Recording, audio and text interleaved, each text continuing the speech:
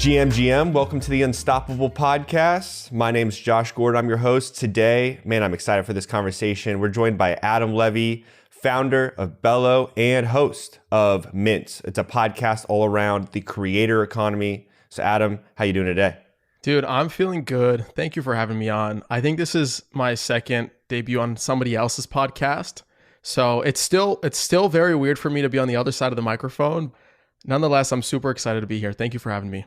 You're welcome. Yeah, I think it's cool to get other podcast hosts' perspectives, especially yours, because I view you as so much more than a host. I really view you as a Web3 creator. And personally, I think as someone who's experimenting with content creation and thinking about ways to implement like Web3 and NFTs into what I do, I think there's a lot to learn from you. So I'm approaching this conversation as really like, what can Josh learn from another creator in the Web3 space? And I'm really hoping that anyone listening to this pod, if you're a creator, you're having some of the same questions that I have. So a lot to unpack today.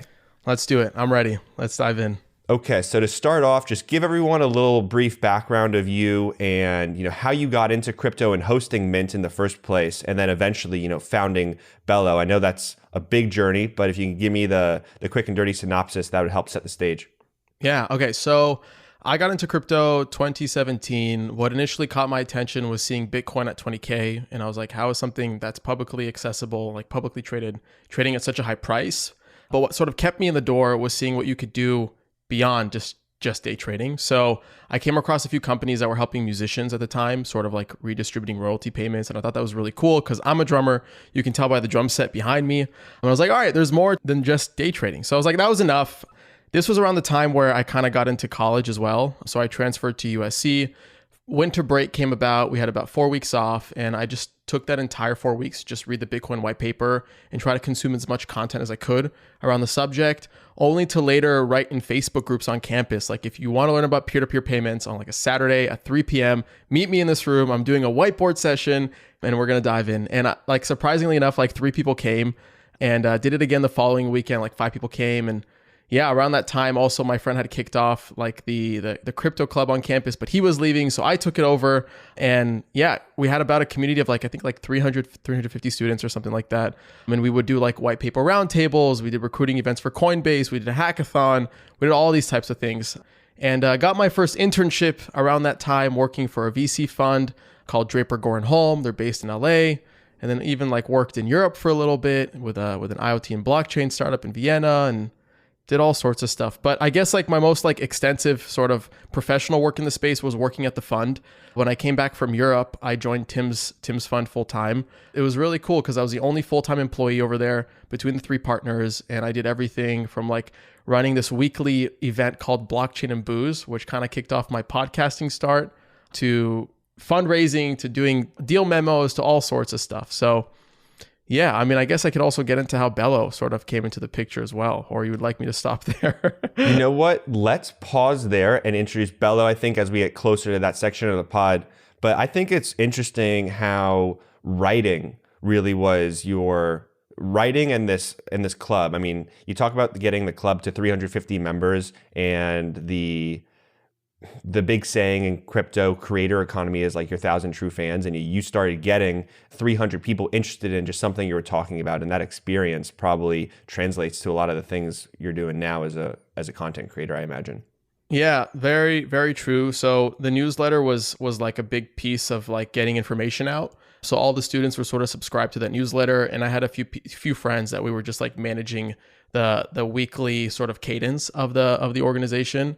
What's funny is that we weren't an official student org, and we couldn't get money from USC for whatever reason, but we still operated we didn't give a shit. We're just we're gonna make something happen. Yeah. Okay, cool. Well, good background. So let's start diving into the creator economy even more. And with the Mint pod, you're getting to talk to artists, entrepreneurs, creators of all types, whether you're not just a musician, right? Whether you're a writer, a photographer, there's all types of creation you can do online today. So I'd like to start off with getting insight onto what you've learned, as a host, talking to all these fantastic guests. So if there's 3 tips that we're giving to people who want to build Web3 community or get into the creator economy themselves through NFTs? What kind of tips can we give to these people starting out? And if we can list 3, that'd be phenomenal. Yeah, okay. So I think the first one is don't be afraid to experiment, because there are no rules here. Nobody sort of remembers your failures unless it's like an incredibly huge rug pull or, I don't know, DeFi hack of some sort. So like if you're just like a small time creator just due to the space coming into crypto, join as many communities as you can, right? And just like try to experiment yourself. Try to issue some NFTs, free NFTs, fail, get rejected, and like just keep like tampering and tinkering with what's possible. I think that's number 1. Don't be afraid to experiment. Number 2, this is something that Daniel Allen taught me, who's like a really, really well-known, successful like Web3 native musician and producer in the space. He had a successful campaign that did incredibly well. And he did it with like 200 Twitter followers. And he's like, people may seem like I did something that was an overnight success, but I really did my homework and put 6 months into sort of climbing across different Discord channels, going to different events, doing one-of-ones with people before I had a drop. So the second point is, before trying to attempt something yourself that's like really big and grandiose that you expect some type of sizable outcome, really do your diligence and homework and meet other people in the community that might end up just collecting from you down the line. And the third tip is, I like seeing people who consistently show up. That could be either from like consistently showing up with your time or consistently showing up with your money. So either continuously collecting other things from other creators, right? And building like social capital, or kind of like being involved in different communities with your time and using like your governance power, right? To kind of contribute on chain. Don't be afraid to experiment, do your homework, and be consistent. I think those are the top 3 things. Yeah. I like that a lot. And I feel like tip number 2 on that community building kind of comment and showing up is that still, so you still think that's a valuable thing to do, even as we're moving a little bit away from, I feel like, these Discord groups. I mean, Discord a year ago, everyone was saying, you got to be there. You got to be paying attention to all these Discord channels. Everyone kind of got Discord burned out. So, but you're still feeling maybe it's not even Discord only. It maybe is Twitter and other platforms where conversations are happening. If it's not Discord, then it's Twitter. If it's not Twitter, then it's Farcaster. If it's not Farcaster, then it's Lenster, right? And general Lens protocol. If it's not those platforms, then it's Telegram, right? Just try to be on the pulse and find a way to get involved. I think a good place to start is sort of listening to things like your stuff, right? And just listening to these individuals that, and not necessarily me, but other people that you've had on, right? Other content on there, right? That sort of give guidance as to like how to related content or like educational pieces as to how to take those first steps. And through the dialogue, you'll find out like different tidbits as to where you should be spending your time. I just listed a bunch as well, right? That extend beyond Discord. Yeah. Sure. So another tip, maybe a bonus one, is I wanted to really ask you, and I was wondering if you would bring it up in your top 3, is free NFTs, because it's something I've seen you do really well that I'm really interested in. And so maybe this isn't one of the first 3 tips, a creator gets to, but let's say, they're here, they've experimented, they're community building, they're showing up, they're putting some of their money where their mouth is, right? How do you then think about free NFTs as an entryway into the Web3 creator economy or community building? I think free NFTs are like the ultimate sort of either Trojan horse or gateway for creators who don't really understand mechanism design, pricing, all these additional things that are required to sort of know to kind of like issue a successful paid drop. And the reason why I think free NFTs are so beneficial and why I've sort of led my content strategy and my community building strategy around it is because it's so effortless, right? It's so much more powerful to be able to give something before you take something, right? And I'm a big believer on that, whether it's like through giving my content out for free, right? Giving it a free NFT, and with that free NFT, you get additional free content, and just find a way to continuously provide value before asking for something in return, I think goes a long way. So there's a great example that I like to reference. Her name is Queen George. She's also a Web3 native music artist. She's been in the space for, I think, almost 2 years now, maybe a year and a half, a little bit over that, whatever, doesn't matter. I remember in the hype cycle of the bear market, we tried to do a paid drop where we got inspired by Justin Blau's iconic drop and all the other campaigns he sort of consulted shortly after, and try to replicate a site based off that and do a live concert essentially for people to attend online during COVID. And the access way to kind of get the private link to view the live stream concert was by purchasing an NFT. And there were 5 different tiers. And to be frank, they were relatively expensive. Her audience kind of got really confused. They were messaging and replying on Instagram like, what the hell is an NFT? I just want to watch you perform. So we stripped it. The drop completely flopped. A few months later, I guess like 6 months later, we revisited it with free NFTs on sound.xyz. So she had a campaign going on and she still had to build some type of collector base online. And the way I sort of guided her was like, try just like DMing a bunch of people on Twitter, right? Sending them your music and inviting them into a Telegram group chat. And then through that, you would incentivize and reward them by entering the group chat using a free NFT, right? And I think she got about like 50 people in that group chat in preparation for her paid drop down the line, right? So as she sort of funneled people in, she used the free NFT as like a top level funnel. She got people into the group chat in Telegram. She sent different teasers and different like tidbits to sort of like prepare her collectors, her maybe soon to be paid collectors, as to what they should expect by listening to the music, different cuts, etc. And then the sound drop came and it sold out and did well.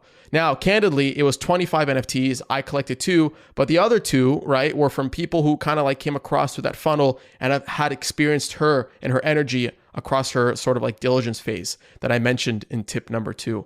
So I love free NFTs as like a top level, non-threatening funnel to get people in the door and then provide additional layers of utility beyond that. Yeah. Interesting. So in anyone who's done like traditional marketing on social media, everything really is broken down into these funnels. And I think there can be sometimes even a negative connotation around thinking about like funneling audience members in Web2 because it's all about clicks and views. But this is something that's more about giving, letting people collect from you, get a taste of ownership in a really low risk way. Yeah. Are there other creators outside of that one example that we might want to look towards as doing things creative? It does not just with free NFTs, but someone who's doing a good job with Web3 community building or just showing how the creator economy can be used, as someone who's experimenting today? There's a bunch of creators I know that there's come a to lot. mind. Yeah. Okay. So I already spoke about Daniel Allen. I'll talk about Black Dave. I'm doing a session with him on the podcast, I think tomorrow. I think he was the first person to do a free drop on sound.xyz.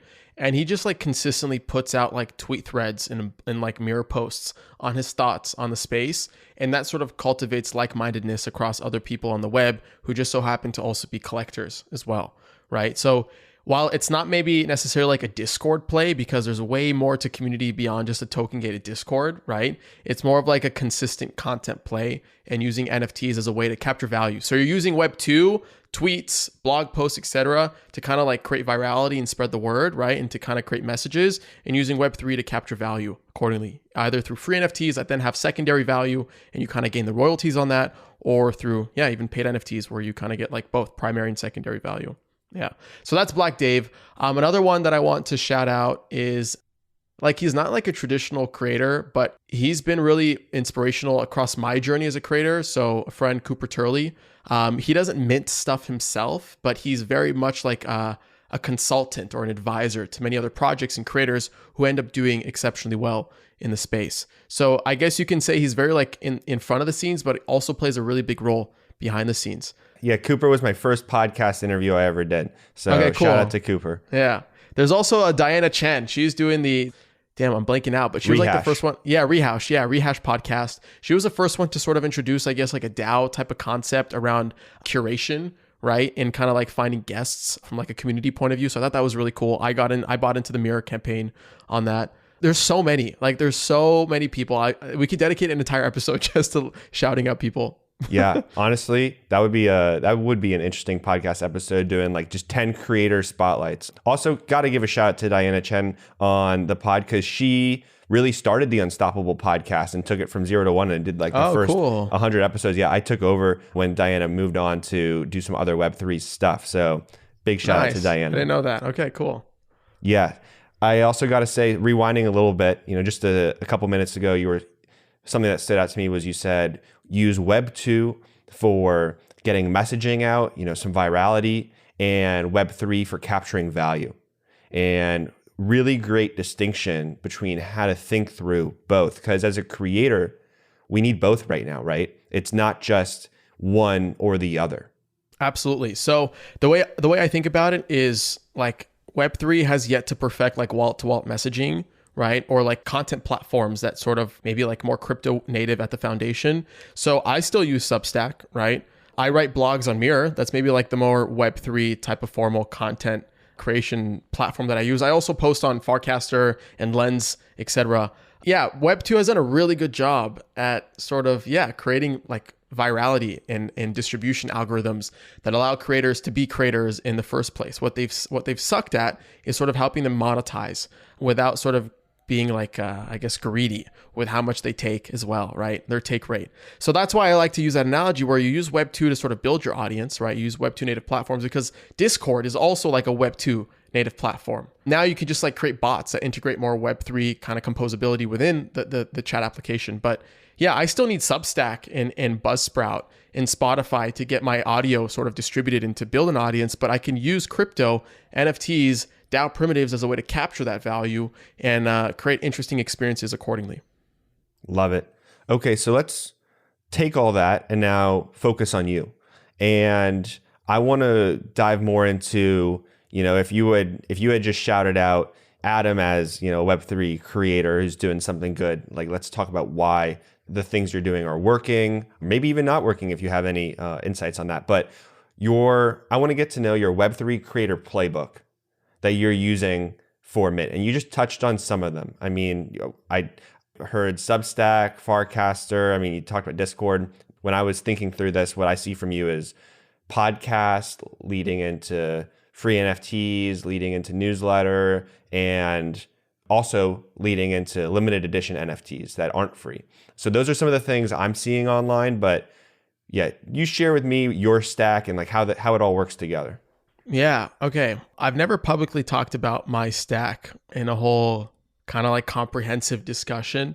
So I got to think about how I sort of funnel this. Okay. So one of the things that I try to focus on as a crypto native creator, okay, is I need to find a way to kind of like create a direct line of communication to my listeners and find a way to also, right? That's like the Web 2 component, and find a way to sort of capture value and share value from like a Web 3 component, right? So my content stack very much works on Substack. So I think I'm now almost at 30,000 subscribers on Substack, okay? Very much like Spotify, right? Apple Podcasts, and kind of using Buzzsprout to be my distributor and hosting platform for all my audio content. I also use YouTube, but I don't focus too much time on that. I just try to focus on like audio and writing. So those are like the ways I kind of propagate messages, and I trust the Substack algorithms and the Spotify and podcasting algorithms to sort of distribute my content accordingly. And then I try to find ways to funnel in and to try to reward users through free NFTs on my website. So if you go to adamlevy.io/NFT, every single season of the podcast, I give a free NFT. Okay. And I can sort of do this by kind of seeing how people are engaging with my content across Substack, right? And how they're sort of listening to my stuff across Spotify, how they're engaging with my newsletter, whatever it may be. And I integrate this free NFT element because it's a cool way to sort of like capture engagement and reward the user for being a participant in a specific season along the way, right? Why is that incentive? Why is that like important? Why do users care? Because they get to sort of collect this, what I call an NFT pin, a listener pin, okay? And they get to kind of like benchmark their participation on chain as a Mint Season 5 or Mint Season 6 listener. And then me on the other end, I can sort of like build my arsenal of content and distribution to reward these people accordingly, right? So one thing that I give to my pin holders is I give out a selection of additional content that's gated strictly for pin holders.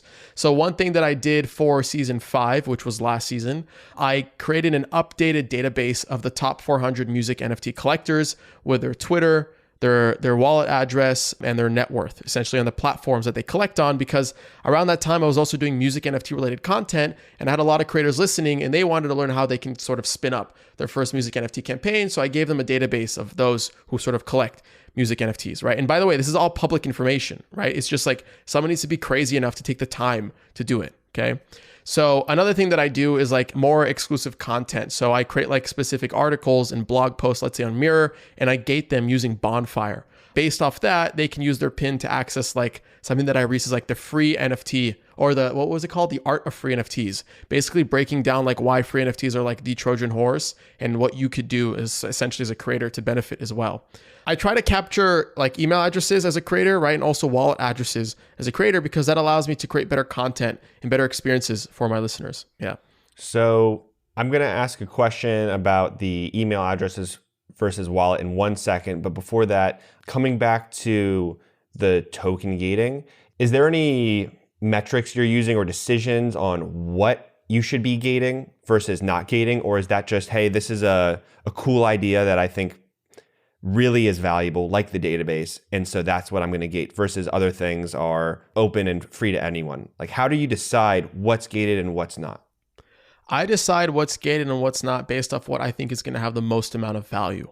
So my audio, my video content, my newsletters that I publish 3 times a week, like that's free to access because I think that's like the standard. Like that's what people should expect. And that's what I should deliver, because if I underdeliver, then I'm not sort of like producing at the realm of what a creator should be sort of producing. Now, I could be completely psycho and be overthinking it, right? The reason why I sort of gate the database or the additional articles, etc., is because yeah, I want people to feel like there's some value in getting the pins, right? So you get access to this database, you get access to these additional articles. That's sort of like my mental model and lessons learned across 20 episodes of recording, and bring the practitioner who also kind of like applies his lessons, right? That he learns across the podcast. You get to access that as long as you take the effort and time to claim an NFT and spend some gas to claim the NFT, right? And I feel like to that extent, because I spent so much more time creating that myself and organizing that myself, that it should be rewarded accordingly to those who sort of take the additional steps themselves to access that content. So audio, newsletter, etc., for free. Additional sort of like content that takes me longer to curate is what's gated, but still for free, right? It's still free to access. It's just gated. Totally. When you put out these free NFTs, do you have the plan of the content that's going to be gated already? Or is some of that just happening kind of naturally as you go? Typically, it's like a week before I do it, or 2 weeks before I do it, because I'm able to really just like sit down for a minute and really reflect on all these conversations, look through all the blog posts that I even published on my own website, to the conversations that I have in the past, see what got the most engagement on Twitter, right? And what got the most amount of downloads, and sort of double down on those. Because if the metrics are telling me that those are the ones that did and perform the best, like those should be the ones that I sort of, double down on. I think another interesting thing is like what I've been experimenting with that extends beyond the newsletter is now posting on Lenster, because I've realized that content creators do really well on Lenster in terms of how the content gets distributed. So I remember I did this one like commemorative post basically celebrating a year in writing. 52 newsletters were published, also published it on Lenster. It got over like 1,000 people collecting it, a bunch of likes, a bunch of comments. Now, some of the comments were questionable, of course, but there was some like legit engagement that then translated into more newsletter subscribers. That's something I've been posting on and posting more on as well. Yeah. Hey, that sounds like an example of a tip number 1 of experimenting, leading to growing your community. No, very, very cool and insightful there. And I want to just say, you said you're trying to be a practitioner of some of these lessons you've learned. And that's definitely something that's in my next step too. So very, very timely comment. So I did want to ask about wallet addresses. I'm jumping a little bit ahead to a community question that I sourced from Twitter that was directly aligned to this. So I want to ask it now, just while you bring it up versus waiting to the end of the pod. But they wanted to know, do you think collecting crypto wallets will become more important than email addresses for solo creators?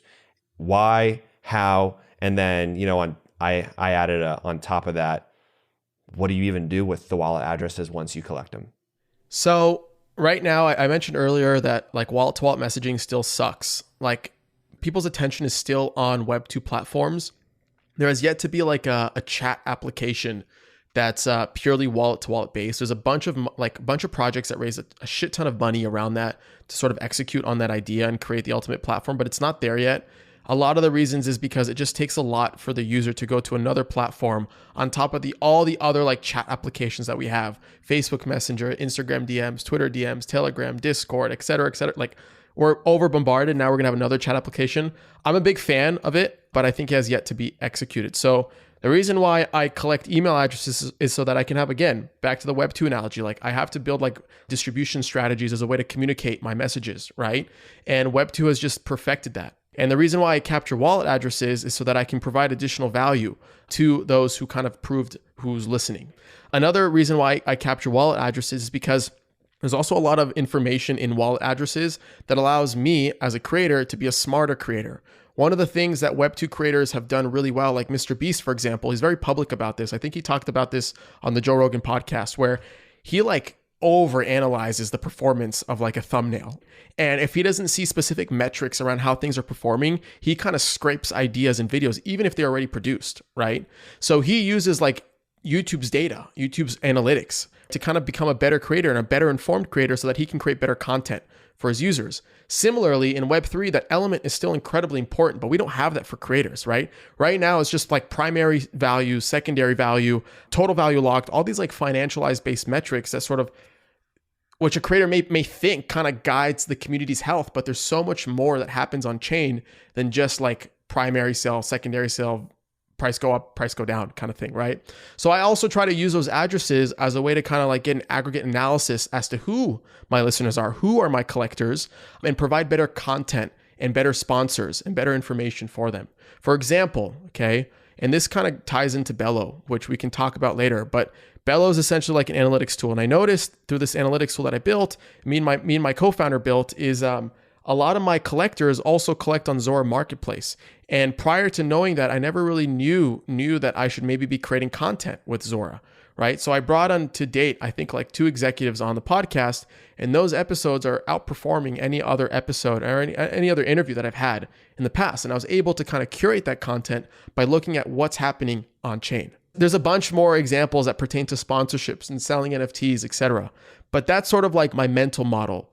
Yeah, does that answer the question, I hope? Yeah, no, totally does. And you hit on a couple points that I wanted to bring up next. So good segue to it, honestly. You just mentioned monetization and sponsors. And I had some thoughts around that because I see that you do podcast sponsorships and you do it through selling NFTs. And so that was unique to me. And I'm curious, do brands or companies like buying the NFTs to showcase their sponsorship? Because I feel like a lot of times in traditional sponsoring, when I'm listening to a podcast, I'm going to hear, brought to you by, X sponsor. That's something that the brand doesn't really get to hold and to say, hey, we're supporting this creator over here. They're very separated, So I'm curious if you found any more positive buy-in by selling sponsorship packages in the form of NFTs. Yeah, when somebody collects a sponsor, a lot of like the excitement around it comes from the PR moment that happens with it, right? So being able to say somebody collected my NFT or it sold out or did this, it's great distribution. It's a great PR event online that gets attention, right? Since episode 1, I was very lucky to have 2 particular parties that sort of bet on me early when I had no viewership. It's Coinvise and POAP, Proof of Attendance Protocol. Janil and Patricio, they're incredible people. When I sort of announced that I'm going live with this podcast, they were the first people to sort of give me sponsorship money and collect my sponsorship NFTs. Because at the time, I guess there was a gap. Well, not I guess, I saw there was a gap to sort of like create creator-related content in Web3. So the way I do it is that I give out these like non-transferable NFTs, these soul-bound NFTs for people who like keywords. And essentially, it's my way to earmark participation in a specific season. So I'm on season 6 now. I mean, 6 seasons have passed, and every single season, somebody has sort of sponsored. Either somebody or I think it was max 5. I think season 3 had maximum 5 NFTs that were collected, or season 4, I can't remember. Why do I do an NFT and not just like a wire transfer, right? Because I can do things with that NFT from like a token gated access point of view that I can't do with a wire transfer, right? I can't token gate a wire transfer, right? But if I have some participation on chain and you can prove that through the transaction and the NFT that they hold in their wallet, as I develop Mint, as I develop my creatorship, I can create cool experiences, not only for listeners, not only for speakers, which also get NFTs, but also sponsors, right? And we can do this whole like on-chain token-based familia that I can't really do through traditional payments. So it acts as like a token for activation, essentially for additional experiences. Yeah. I got the Coinvise episode flagged to listen, the one you just did.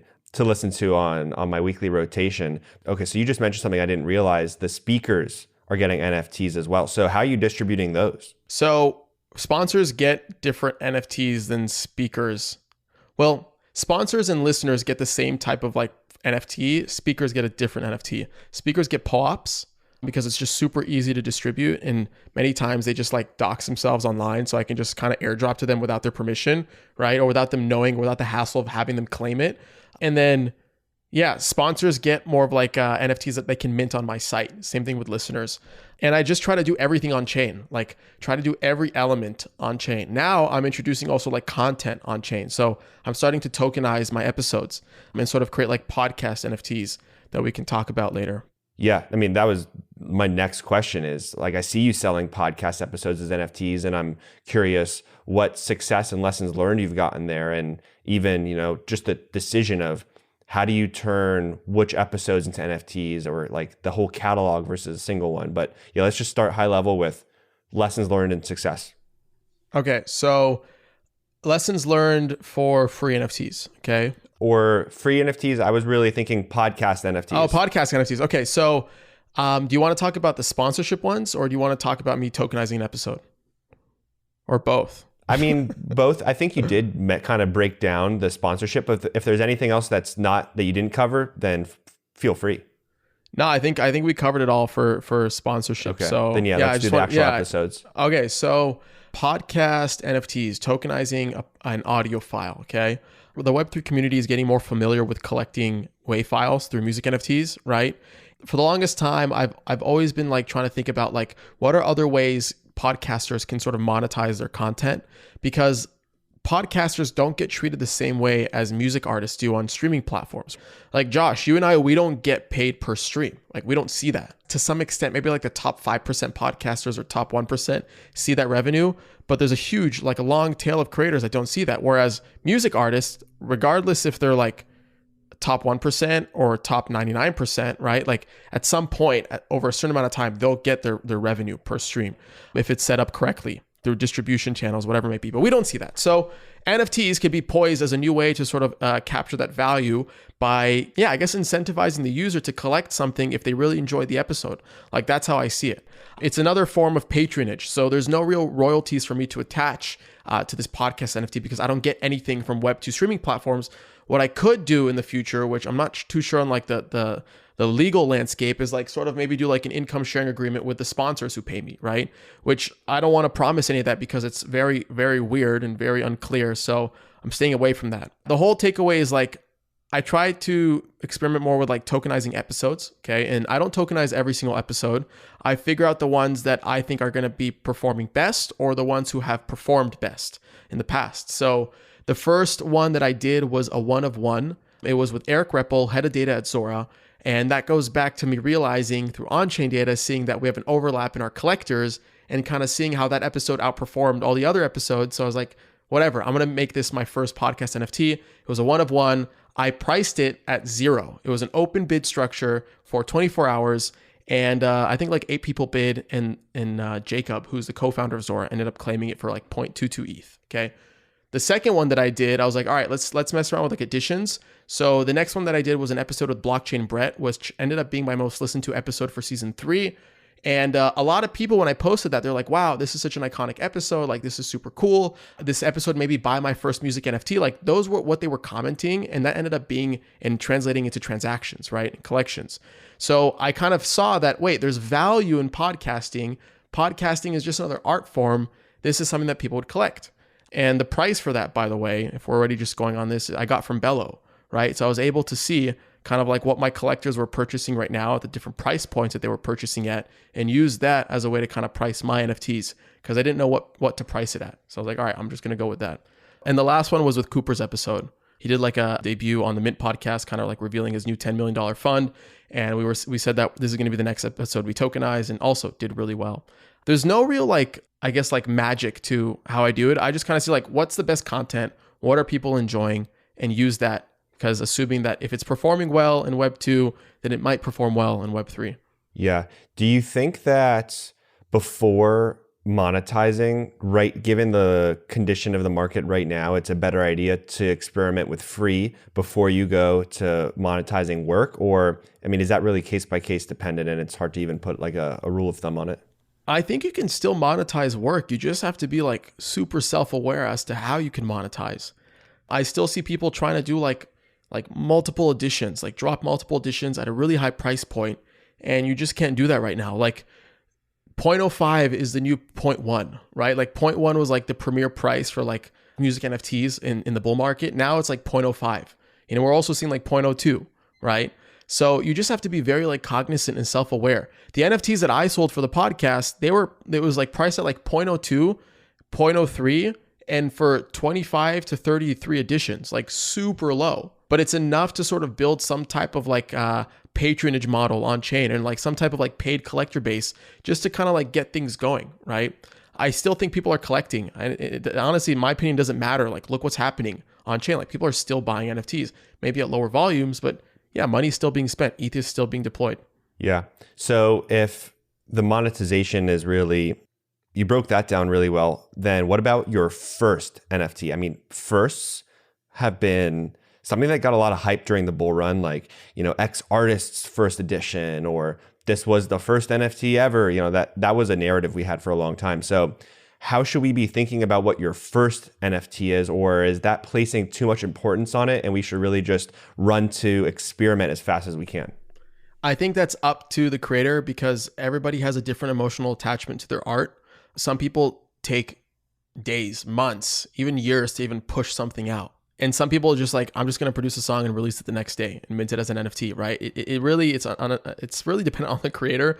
But one thing that I learned from the podcast that I applied to myself is, I think it was in season 4, I interviewed Verte, who was one of like the music NFT, icons in the space. Really set the tone for a lot of other people and a lot of other artists entering. And when she came on the podcast, she basically talked about how when I did my first drop, I wasn't sure what to price it at, so I let the market decide. Similarly, I did that with my first one of one. I didn't know what to price it at, but I did a 24-hour open market bid, right? I set the minimum price was like 0.000001 ETH, so basically free. I was like, I'll just tweet about it and see what people think and let them decide. And that's what I did. I think if you're like a nobody creator like me, like you can mess around. But if you're like Kim Kardashian or you're all these other like bigger creators and celebrities that are entering the space, there's a level of expectation that they have in their brand that they need to sell out an edition and make millions. And I think that's why like a lot of them aren't sort of experimenting publicly, at least in the space. They may be investors in other projects, but not doing their own drops. Yeah. Makes sense. Totally makes sense.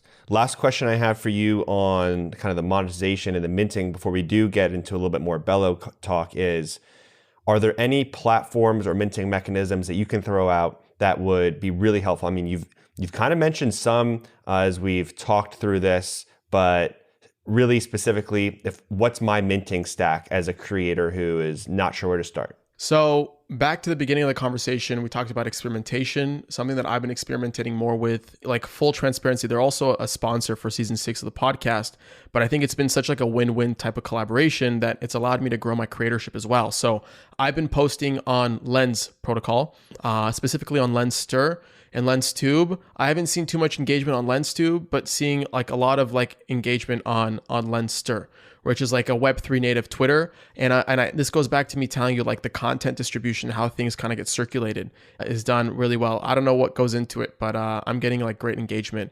It may be questionable engagement too, but it's converting to like newsletter subscribers. So I'm continuously doubling down on that. So, but that kind of comes into form when you're kind of like tweeting or like doing like blog posts, for example. You can like publish a long form copy on there.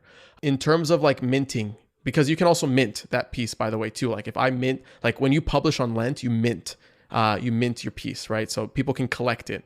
So that's on that, okay? So we've got Lenster. Okay. Next thing is Zora has a really good like interface and really simple interface for minting any type of NFT. I think they're also very like culturally relevant, and a lot of the early trends, like for example, like music NFTs, right? Like that got kicked off on Zora before you had catalog and sound and all these other curation-based platforms.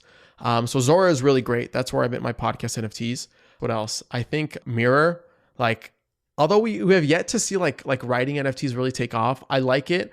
Like, did you really read something if you didn't collect it? Like, that's what like hovers in my mind now. So being able to collect and support a writer is super cool. So if you want to write like mint or like publish like really interesting like well-designed blog posts, right? Go on Mirror. Yeah, there's too many like free NFTs are like, I love POAPs. POAPs are great for free NFTs. Depending on how you use them, they will sort of like, I don't want to say ban your account, but like restrict you from minting NFTs if they see you abusing the system. But if you do it in a very like thoughtful way, right, they'll support it. And are you using Coinvise at all to mint? I am using Coinvise. Like a lot of the creators that I work with when it comes to minting their social tokens, for example, or like their membership NFTs, I send them to Coinvise, right? I haven't done like a membership NFT myself, but it's a great tool for that type of use case. Okay. Great breakdown. No, thanks for that. Okay, so Bello, let's dive into that and give it the rundown. So you mentioned it, I mean, a couple of times as you were talking through your journey on the importance of blockchain analytics and how for you as a creator that gave you insight into your community, who they wanted to hear from, how you could price point your collections and whatnot. So what is Bello? Why is it helpful for Web3 creators? So I'm super excited to talk about this. And I think a great way to sort of like understand Bello is diving into what happens in Web 2 as a creator. So before I jump into Web 3 as a creator, let's talk about Web 2. So in Web 2, creators are the platform, right? If you remember when TikTok came out, okay, a lot of the Instagram artists tried to move and migrate onto that platform, but they didn't see as much success and they lost a lot of their virality, right? A lot of their audience. And now TikTok creators are like the new hot thing. It shouldn't be like that. And that's also part of the reason like what Lens protocol solves. With that, essentially, on Web 2, as being the product of the platform, you sort of like you license and give your data out for free. And there's only so much access you can have to that information. Whereas in Web3, when you build audiences through tokens, right? And whether you bootstrap a community and liquidity through a token drop, right? Or you give out free NFTs to create a top level funnel of collectors to later monetize, whatever it may be, the binding element is the token on chain that can be used to sort of build really meaningful communities. And with that comes a lot of meaningful data. Whereas a Web3 creator, you get to own. You get to control. It's yours, right? Ethereum will never shadow ban you. It will never do that. As a creator, you are the platform, and everywhere you go, you take your audience. That's why you're seeing, I would argue, like the more successful platforms out there sort of build experiences around creators that allow them to kind of bring their community to them. So on that thought, creators need to have access to the type of value that they create and the value that they capture. And right now, there's no real way to access information on chain on an aggregate level. The individuals that kind of collect your NFTs, there's only so much you can find out through existing analytic tools, right? So as a creator myself, as someone who's given out a lot of free NFTs, who's doing paid NFTs, I kind of experienced this problem because I had a theory. I was like, wait, if I knew more about who my collectors were on chain and the type of activity that they have, I can then create better content for them. I can then find better sponsors and make more money as a creator. I can maybe even find ways to price my NFTs by seeing what type of activity and so much more. So that's sort of like where Bello came in. And I hit up my friend Ellie. She's a very, very talented developer. We got connected through another friend. And I was like, Ellie, we have this problem. I'm having this problem. Let's try to solve this problem because I've been talking about it on the podcast for months now and nobody has seemed to solve it. We went to ETH Amsterdam. We built an MVP. In about 48 hours, we presented the MVP. We won. We were one of the people who won the hackathon and we've been working on it since. And the sole intention of Bello is to help creators learn more about who their collectors are, who their audience is, so that they in turn can become better creators, better content machines, better individuals, and kind of pursue their creative spirit that Web3 is allowing them to sort of like kind of like be liberated essentially. So wow, that's Bello. That was a heck of a pitch for a product or a Web3 application. You nailed that one. I love it. Very cool that you found this problem that you had and then went out to solve it. It's like that's the piece of creator advice that I see so much online is like, write for one person because there's thousands of that person out there who want to hear that problem and solution. And for you, it's like you built for your problem and knowing that other people are facing the same thing. So then if there's 3 ways that on-chain data can help inform a creator strategy, are you able to provide 3? I've got guesses, but I'd love to hear it from you. So when you're trying to do activations with brands, because brand collaborations tend to be like a really big source of revenue for creators. You want to know as much as you can about your audience so that you can provide these statistics and these metrics to these brands to form the right partnerships and activations. So you can use like Spotify data, you can use Google Analytics to kind of tell whether they're male or female, what percentage, where they're coming from, and kind of curate a campaign accordingly. But on chain, now I can kind of tell like what their net worth is, right? How experienced they are in the space based off their activity. So kind of seeing their net worth, right, and their level of experience based off their wallet age is a great indicator that I can then take to brands and be like, yo, these are the demographics and the statistics pegged with what's happening in Web 2. So I have what's happening on chain in Web 3 and their characteristics in Web 2. It builds for a more compelling narrative when going to brands. So that's number one, okay? Number two is sort of seeing like what other communities and audiences are they a part of. So I noticed, back to that example, that a majority percent of my collectors also collect on Zora Marketplace. And this was identified by the Zorbs that they collect, different NFTs that they've minted on the marketplace, etc. And based off that, I was able to make this action by inviting somebody on the podcast and seeing a noticeable like increase in downloads accordingly. Another thing that I noticed is also like potential sponsorships, right? Because that's my form of revenue as a podcaster, as a creator. So I noticed that a lot of my creators, they're like multi-chain, they hold Matic, and they're also Aave native. So engaged in a collaboration with Lens Protocol, and the conversions on those campaigns have been like through the roof. They've been really, really well, really successful. Another third example, okay, number three, is pricing, okay? A lot of creators don't know how to price their NFTs, right? They're good at creating. That's what they do as creators. But how do you approach pricing? So this was the problem that I had as a podcaster, which I wanted to figure out, what should I price my podcast NFTs at? So by being able to see in an aggregate way, in a non-intrusive, in a non-sort of like revealing way, seeing what my collectors were purchasing in, let's say, the last 60 days, I can see all their primary and secondary purchases categorized into specific buckets and be able to tell like, okay, I realize that out of my 600 collectors for a specific season, right? They purchased about 1,000 or so NFTs in the last 60 days, and majority of them were purchased for less than 0.05 ETH. So if I want to find the right price, I should experiment with less than 0.05 ETH. That should be my price range. So yeah. Really great practical examples of how like on-chain data can help inform creators. And I just found myself thinking about the traditional music artist. And, on Spotify, it gives you information on the top 10 cities that your audience is in. And this is almost a way of looking at, instead of where people live, it's like, where do people spend their time on the internet? By looking at what NFTs they've collected and getting insight into the communities and discussions they're participating in. So you're able to figure out where they are physically in the metaverse to an extent. How valuable would it be as an artist if one of the ways they make money is through merch, but you have no idea how much money artists of a similar size to you are making off merch, what types of merch they're really selling, where people are buying it from. And now adding this NFTs, thinking about NFTs as a revenue stream gives you just so much more insight into how to operate as a creator yourself. So that excites me. I think that we're a ways away from seeing just a lot of people adopting this and fans really adopting NFT revenue stream type of products. But I see that vision, and I think we'll get there because it's just better for a creator than the options they have today. I think just on the music front, because it's so interesting and music artists are so hot in crypto right now, when you do this like on-chain analysis, you might even find out that a lot of your collectors overlap with another music artist, right? And you guys have never done music together. And if you just collaborate on a song, and if it makes sense, of course, from genre-wise, etc., you guys produce a song together, mint it, that could be additional revenue for you as a music artist, right? You don't necessarily have to release it in Web 2, right? Like that can be a completely different audience that you release for. It could be like a Web 3 exclusive type of song. There's so many things that you can kind of find out as a creator using this on-chain data in a non-intrusive, like a penetrating way, for example. Yeah. Totally. All right. So appreciate the description of Bello. I'd now like to transition into one more community question before hitting you with my 1-2 Web3.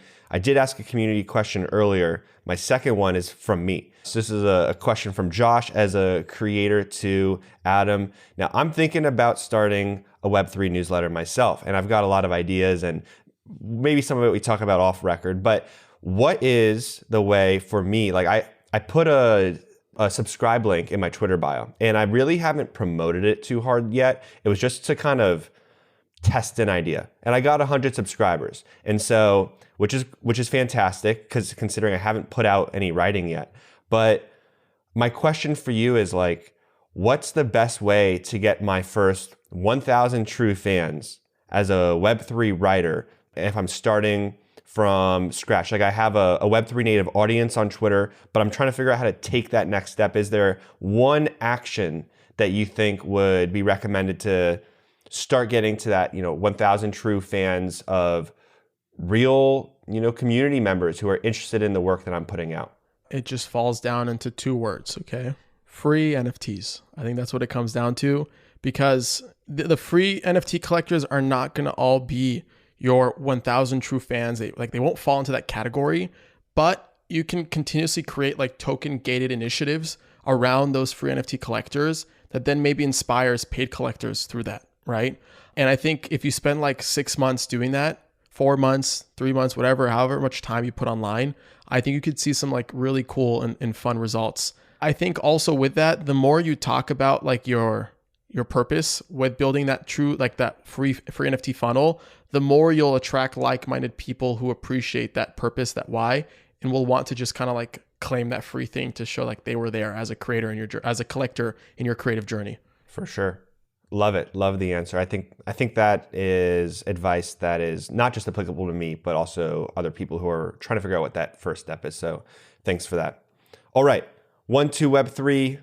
3 rapid fire questions to end the pod. First one, and this is gonna be a hard one for you, particularly because of all the people you talk to, but who's an influential Web3 creator, entrepreneur, collector that's inspired or educated you? You gotta pick one. Gotta pick one. I would have to say Queen George. She's the one. Because if it wasn't for her and all the flexibility and like all the openness that she was kind of like, I guess like open to with my crazy ideas in the beginning, I would have never like had someone to sort of be like a test dummy with, right? And teach me about all these things and be the practitioner that I wanted to be and sort of apply what I was sort of like preaching on the podcast. So I'd have to say Queen George, yeah. Great. Second question, favorite NFT? My favorite NFT is my Lil Noun, like by far. I think also because it got me 2 new speakers on the podcast. So it was a bidding war, okay? It was between Andy from Tessera, Eric who's like the CEO and founder of Art Blocks, and Eric Reppel, who's the head of data at Zora. Just like that entire like on-chain like auction or whatever created really cool relationships, etc. Yeah, so my Lil Noun. That's awesome.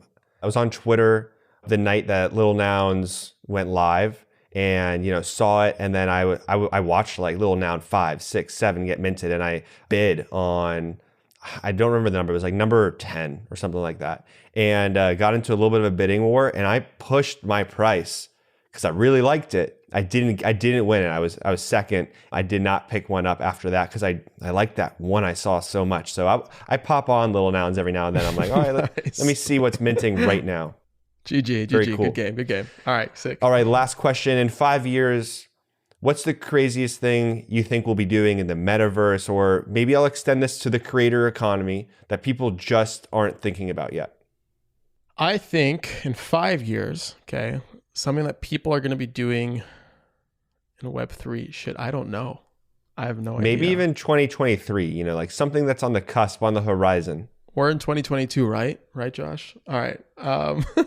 It's kind of dependent on how you feel about life. Yeah, we're in 2022 still.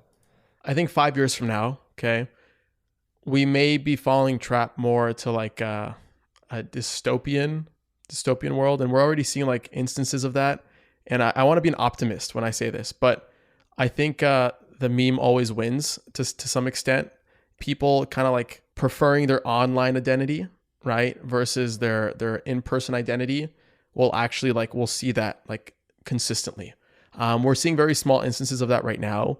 Even people that I've had on the podcast, like they dox themselves in person, but they'll never post a picture of themselves online, right, of their true face, and they'll always sort of like overlap that with like their mask, right, like their PFP or whatever.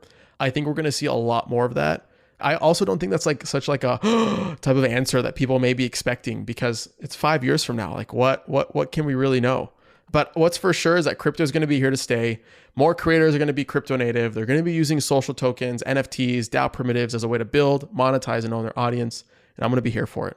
So that's a solid answer, despite me not knowing. It's a great answer. And I actually really like that you touched on identity right before we ended the pod, just because that's so close to what we're doing at Unstoppable. Thinking about how as a creator, I talk about NFT domains a lot as an identity builder, your identity on the internet, and how we're going to attach on-chain data, off-chain data to it. But like if you start with your NFT domain as identity, and then you think about all the actions you take on chain, whether you're minting free NFT domains, minting work of yours for actual ETH or something like that on any of these protocols you mentioned, that's building your identity, and you want your name associated with that and not just your wallet address. So great one to end the pod with. So thanks so much. This has been a fantastic episode.